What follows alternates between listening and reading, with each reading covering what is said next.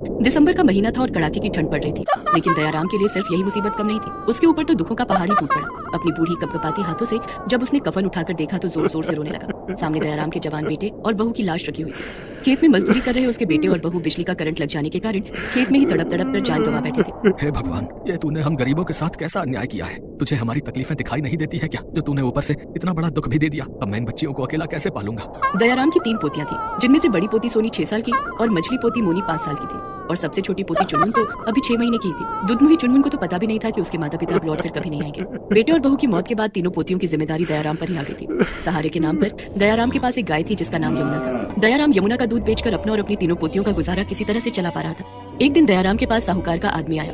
अरे दयाराम, तेरे बेटे ने साहूकार से कर्जा लिया था। तेरा बेटा नहीं रहा तो अब साहूकार का कर्जा नहीं चुकाएगा क्या। कर्जा? कौन सा कर्जा? मुझे तो कर्जे के बारे में कुछ भी नहीं पता। पता कैसे चलेगा? पैसे जो देने पड़ेंगे। तेरे बेटे ने ये घर बनवाने के लिए 10,000 रुपए लिए थे, लेकिन मेरे पास तो अभी इतने पैसे नहीं है। साहूकार जी से कहना कि थोड़े दिन और रुक जाएं, मैं धीरे धीरे करके उनका कर्जा चुका दूंगा। दयाराम के कहने पर साहूकार का आदमी वहाँ से चला गया। दयाराम के पास रहने के लिए एक कमरे का पक्का मकान था, जिसमें वो अपनी तीनों पोतियों के साथ रहता था।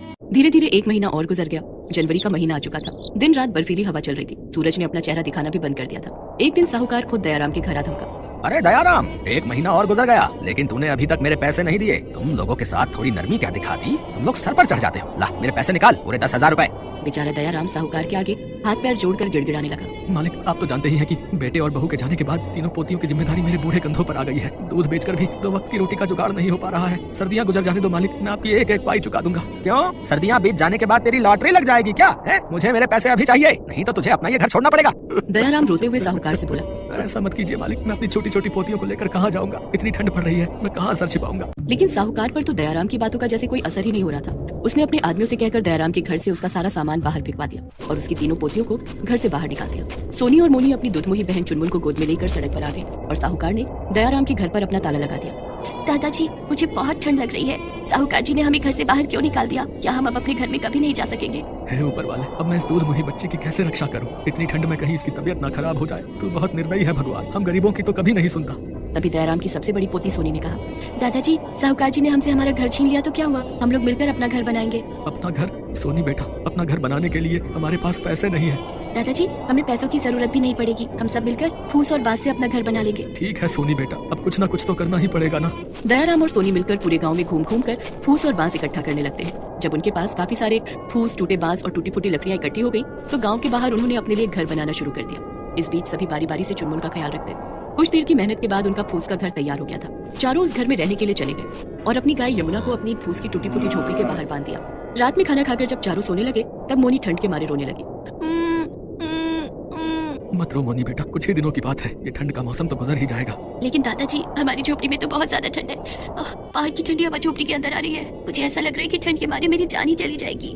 दरअसल फूस की झोपड़ी होने के कारण झोपड़ी में जगह जगह पर छेद थे, जिससे होकर बर्फीली हवा झोपड़ी के अंदर आ रही थी। तभी सोनी ने मोनी से कहा, मोनी, बस आज रात की बात है। आज रात किसी तरह से सोचा कल इस ठंड का भी कुछ इंतजाम करेंगे। किसी तरह से चारों ने रात गुजारी। अगली सुबह, दादाजी, हमारी यमुना जो गोबर देती है ना, वो हमारे बड़े काम की है। उस गोबर से हम अपनी फूस की झोपड़ी को चारों तरफ से ढक देंगे और हम अपने घर को गोबर का घर बना देंगे, जिससे बर्फीली हवा हमारे घर के अंदर नहीं आएगी। और सोनी ने अपनी गाय यमुना के गोबर को इकट्ठा करना शुरू किया। उसने गोबर में थोड़ी सी मिट्टी और थोड़ा पानी मिलाकर उसका गाढ़ा घोल तैयार कर लिया और अपने नन्हे हाथों से अपनी फूस के घर पर गोबर से बना लेप लगाने लगी। सोनी के इस काम में दयाराम और मोनी भी उसकी मदद करने लगे। लेकिन सोनी दीदी, यमुना का गोबर तो बहुत थोड़ा सा है। हमारी पूरी झोपड़ी के लिए गोबर का लेप कम पड़ जाएगा।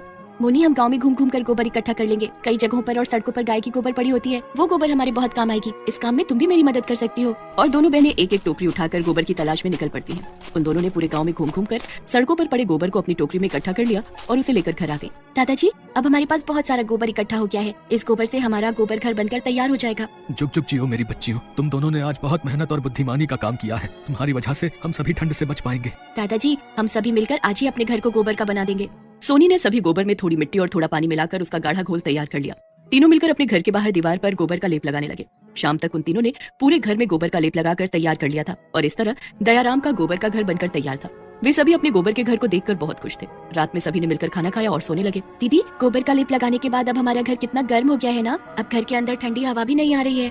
ये सब सोनी के दिमाग का कमाल है। नहीं दादाजी, ये सब हमारी यमुना के कारण हो सका है। अगर यमुना हमारे साथ नहीं होती तो शायद मैं गोबर का घर बनाने के बारे में नहीं सोच पाती। यमुना के गोबर के कारण ही हम सब गोबर घर में रह रहे हैं। क्यों ना हम यमुना को भी अपने गोबर घर के अंदर ले आए। बेचारी यमुना को बाहर ठंड लग रही होगी। हाँ सोनी, हम यमुना को भी अपने गोबर घर में रखेंगे। दयाराम बाहर जाकर अपनी गाय यमुना को भी अपने गोबर घर के अंदर ले आता है। दादाजी, हमारा गोबर घर तो दिखने में भी बहुत सुंदर लग रहा है और इसे बनाने में हमारे पैसे भी खर्च नहीं हुए। हाँ मोनी बेटा, हमारा गोबर का घर पूरे गांव में सबसे अलग है। किसी ने नहीं सोचा होगा कि जिस गोबर से उपले बनाते हैं उसी गोबर से हम घर भी बना सकते हैं, और वो भी बिना पैसे खर्च किए। दादाजी, हमारा गोबर घर गांव के सभी घरों से अच्छा और सुंदर है। तीनों आपस में बातें करते हुए अपने गोबर घर में सो जाते। दूसरे दिन गांव से आने जाने वाले लोगों ने दयाराम का गोबर घर देखा और आपस में बातें करने लगे। धीरे धीरे दयाराम के गोबर घर की चर्चा पूरे गांव में होने लगी। यहाँ तक कि दूर दूर से लोग दयाराम का गोबर घर देखने के लिए आने लगे। एक दिन दयाराम के घर पर एक आदमी आया। दयाराम जी यही रहते हैं क्या? हाँ, लेकिन आप कौन है? मैं शहर से आया हूँ। सरकार को इस बात की खबर लगी है कि आप लोगों ने गोबर से घर बनाया है। सरकार गांव में गरीबों के रहने के लिए गोबर के घर बनवाना चाहती है। इसके लिए सरकार को आप लोगों की मदद की जरूरत है। इस काम के लिए आपको पैसे भी दिए जाएंगे। ये सुनकर सोनी बहुत खुश हो गई और उसने अपने दादा दयाराम को सारी बात बताई। अरे भाई, ये तो बहुत ही खुशी की बात है। हम अपनी तरफ से सरकार की पूरी मदद करेंगे। उसके बाद सरकार की तरफ से दयाराम के गाँव के अलावा दूसरे गाँव में भी गोबर का घर बनाया जाने लगा, जिसमें दयाराम, सोनी और मोनी तीनों ने अपना पूरा योगदान दिया। सरकार ने कई घूमने फिरने की जगहों पर भी सैलानियों के ठहरने के लिए गोबर के घर बनवाए और ये सारे काम दयाराम, सोनी और मोनी की देखरेख में किए गए। इस काम के लिए उन्हें सरकार की तरफ से अच्छे पैसे भी दिए गए। सोनी बेटा, तेरे गोबर घर के आइडिया ने तो हमारी सारी मुश्किलें दूर कर दी हैं। लोग हमसे गोबर घर बनवाने की डिमांड लेकर आने लगे हैं। अब हमारी गरीबी के दिन भी दूर हो गए हैं। दादाजी, ये सब तो यमुना की वजह से हुआ है। यमुना नहीं होती तो हम गोबर का घर बनाने के बारे में कभी नहीं सोच पाते। तीनों मिलकर यमुना को ढेर सारा प्यार करते हैं और अपने गोबर घर में आराम से रहते हैं। आइए साहब आइए, इतनी ठंड में गर्मा गर्म भुट्टे खाइए। आइए बहन जी, आइए। उन दोनों के शरीर पर बस एक फटी हुई चादर है। ठंड की वजह से दोनों के हाथ कांप रहे हैं, लेकिन वो दोनों भी क्या करें। पेट चलाने के लिए उन्हें इतनी ठंड में भी रास्ते में निकलकर भुट्टे बेचने पड़ रहे हैं। इतने में उन लोगों के सामने एक बड़ी सी गाड़ी आकर रुकती है और पायल नाम की एक लड़की अपनी 3 सहेलियों के साथ बाहर निकलती है। ए बुड्ढे, 4 भुट्टे दे। रामचरण 4 भुट्टे सेक कर देता है। वो चारों मजे से खाते हैं। जी, 4 भुट्टे के 40 रुपए हुए हैं मालकिन। क्या हमसे पैसे मांग रहा है? तुझे पता भी है कि मैं कौन हूँ? पायल बहुत गुस्सा हो जाती है। रामचरण कहता है, आप बहुत अमीर हो, हम गरीब हैं और ये तो हमारा हक का पैसा है। हमें पैसा दे दीजिए, नहीं तो आज हमें भूखा सोना पड़ेगा। तेरी हिम्मत कैसे हुई मुझसे ऐसे बात करने की? गरीब भिखारी कहीं के, नाली के कीड़े। तेरी चद्दर से तो घटिया बू आ रही है और तू मेरे साथ जबान लड़ा रहा है। हाँ बुड्ढे, तुम लोगों की औकात तो पायल के नौकर बनने की भी नहीं है। रुक जाओ तुम दोनों, मेरे पापा बहुत बड़े पुलिस ऑफिसर हैं। मैं अभी उनसे तुम दोनों की शिकायत करती हूँ। पायल और उसकी सहेलियां गाड़ी में बैठकर चली जाती हैं। तुलसी और रामचरण 40 रुपए न मिलने का शोक मनाने लगते हैं और कुछ ही देर बाद एक पुलिस की गाड़ी आती है और उसके अंदर से एक ऑफिसर बाहर निकलते हैं। मेरी बेटी के साथ तुम दोनों ने बदतमीजी की है, आज से तुम लोग यहाँ ठेला नहीं लगा सकते, चलो। ये बोलकर पायल के पिता राघवेंद्र सब कुछ तोड़फोड़ कर देते हैं और वहाँ से चले जाते हैं। रामचरण और तुलसी सब कुछ खोकर रोने लगते हैं। हे भगवान, हमारे पास पेट चलाने का केवल एक ही जरिया था, आज वो भी नहीं रहा। हम जैसे गरीबों को कितना कुछ सहना पड़ता है। गरीब होना इस दुनिया में एक पाप है, पाप।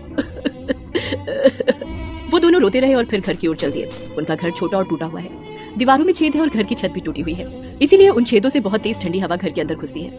घर लौटकर उन दोनों ने खाना खाया और सो गए, लेकिन रात को बहुत तेज ठंड के कारण वो दोनों कांपने लगे। हमारे पास तो एक ढंग का कंबल भी नहीं है। हम दोनों बूढ़े हो चुके हैं। ऐसे कैसे बिताएंगे इस सर्दी को? चिंता मत करो तुलसी, इस दुनिया में अभी भी बहुत भले लोग हैं। वो लोग हमारी मदद जरूर करेंगे। अगले दिन रामचरण अपना फटा हुआ चद्दर ओढ़कर काम की खोज में निकल पड़ता है। इधर उधर भटकने के बाद वो एक बड़े से बंगलों का दरवाजा खटखटाता है। कोई घर पर है? कोई है? कुछ देर बाद दरवाजा खुलता है, लेकिन रामचरण चौंक जाता है क्योंकि दरवाजा खोलने वाली और कोई नहीं, कल वाली लड़की पायल है। ये उसी का घर है। अरे बुड्ढे, तुझे अभी तक शिक्षा नहीं मिली ना? मालकिन, मैं काम ढूंढने आया हूँ, आपके घर पर अगर कोई काम हो तो बताइए। पायल के दिमाग में एक आइडिया आता है रामचरण को सताने का। 1000 रुपए देने का वादा करके वो रामचरण को घर के अंदर बुलाती है और घर का सारा काम करवाती है। रामचरण ठंडी से थरथराते हुए सारा काम करता है और फिर पैसे मांगता है। पैसे? हाँ, उधर जाके बैठ, मैं देती हूँ। रामचरण कमरे के कोने में जाकर बैठता है। पायल एक बाल्टी भरकर बर्फ लाती है और रामचरण के ऊपर अचानक से डाल देती है। अरे बाप रे, ये क्या बर्फ? अरे बाप रे, कितना ठंडा बर्फ है। रामचरण ठंड के मारे तड़पता रहता है और ये देखकर पायल हंसने लग जाती है। अब आया ना मजा। रामचरण कांपते हुए घर से निकल जाता है और दौड़ने लगता है। दौड़ते दौड़ते वो भगवान को बुलाता है। हे भगवान, मेरे साथ ये क्या हो रहा है? लगता है इतनी सर्दी के मौसम में मैं जिंदा नहीं रह पाऊंगा। कुछ देर चलने के बाद वो देखता है कि कुत्ता रास्ते में ठंड के मारे मरने की कगार पर है और कुछ शरारती बच्चे उस कुत्ते को पत्थर मारकर तंग कर रहे हैं। ये क्या कर रहे हो तुम लोग? उसे छोड़ दो, तुम लोग भागो यहाँ से, भागो। वो बच्चे भाग जाते हैं। रामचरण को कुत्ते से बहुत लगाव है, इसीलिए वो अपनी चादर उतारकर उस कुत्ते पर उठा देता है। वो कुत्ता अपनी दुम हिलाकर प्यार जताता है और रामचरण ठंड के कारण आधा मरा हुआ घर लौटता है। रात को उसे बुखार आता है। तुलसी, लगता है आज मेरा आखिरी दिन है। ऐसी ठंड पहले कभी नहीं लगी। ऊपर से वो बर्फ का पानी। ऐसा मत बोलिए जी, आपको कुछ नहीं होगा, भगवान है ना। इतने में जोर से तूफान आता है। इस सर्दी के मौसम में ऐसा तूफान आना बड़ा भयानक है। रामचरण का घर वैसे ही टूटा हुआ था। तूफान के कारण घर टूटकर बिखर जाता है। रामचरण और तुलसी रास्ते पर आ जाते हैं। हे भगवान, बस इसी का इंतजार था। अब तो हमारे बचने का कोई उपाय ही नहीं है। अब दोनों को रास्ते पर मरना होगा। रामचरण का बुखार बढ़ता ही जाता है। तुलसी उसे लेकर अस्पताल पहुंचती है।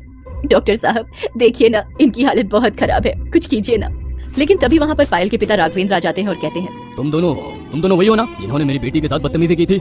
नहीं साहब, हमने कोई बदतमीजी नहीं की। हमने तो बस मालकिन से भुट्टे के पैसे मांगे थे। वही बदतमीजी है। ये मेरा अस्पताल है, तुम लोगों के लिए यहाँ कोई जगह नहीं है, निकलो यहाँ से। राघवेंद्र दोनों को भगा देता है। दोनों फुटपाथ पर बैठ जाते हैं और मौत का इंतजार करने लगते हैं। सुनिए जी, अगर अगला जन्म जैसा कुछ होता है तो मैं भगवान से प्रार्थना करूंगी कि मुझे किसी अमीर का कुत्ता बनाए।